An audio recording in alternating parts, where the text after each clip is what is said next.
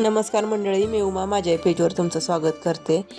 खरंच स्त्रीला जर 4 हात असते तर आज 15 ऑगस्टची तयारी सगळं चालू होती, गडबड चालू होती. मुलांना शाळेत जायचं होतं, मिस्टरांनी कामावर जायचं होतं. त्यासाठी अगोदर जेवण बनवून घेतलं आणि मग मी स्वतःसाठी माझं स्वतःच आवरायला चालू केलं. स्वतःच आवरत असतानाच दुसरी कामं करायला चालू होतं. त्याच वेळेला माझ्या मनात विचार आला, जर स्त्रीला जर 4 हात असते तर तिनं काय केलं असतं. 2 हातांनी घर सांभाळलं असतं आणि 2 हातांनी मुलांच्या आवरावर केली असती आणि कदाचित अजून 2 हात मिळाले असते तर तिनं स्वतःसाठी थोडा वेळ काढला असता. थोडी माझी तब्येत ठीक नाही, त्यामुळे ना तुम्ही आवाजाकडे दुर्लक्ष करा. मिस्टरही मुलांना शाळेत सोडून आले आणि त्यानंतर मात्र आम्ही स्वतःसाठी थोडासा वेळ काढला. दोघांनी मिळून कितीही गडबड असली तरी चहा मिळून घेतोच, हे आमचं डेली रुटीन आहे.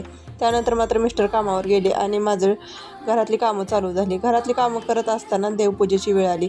देवपूजाही करून घेतली, देवाला दिवा लावला, देवाला नमस्कार केला आणि मनात विचार आला, जर 4 हात नाहीत स्त्रीला तरीही ती 4 हाताचं काम 2 हातानेच करते. कारण तिच्यात खरी ताकद तिच्या प्रेमात, जिद्दीत आणि परिस्थितीला सावरून घेण्यातच आहे. 15 ऑगस्टच्या त्या धावपळीत तिरंगा बाहेर अभिमानाने फडकत होता आणि घराच्या 4 भिंतीत एक स्त्री तिच्या छोट्याशा जगासाठी तितक्याच अभिमानाने धावत होती. कारण स्वातंत्र्याचा अर्थ फक्त देशासाठी नाही तर स्वतःच्या कष्टाची किंमत ओळखणंही आहे. तुम्हाला काय वाटतंय? व्हिडिओ आवडल्यास नक्की लाईक, शेअर आणि सबस्क्राईब करा. भेटूया अशा छान छान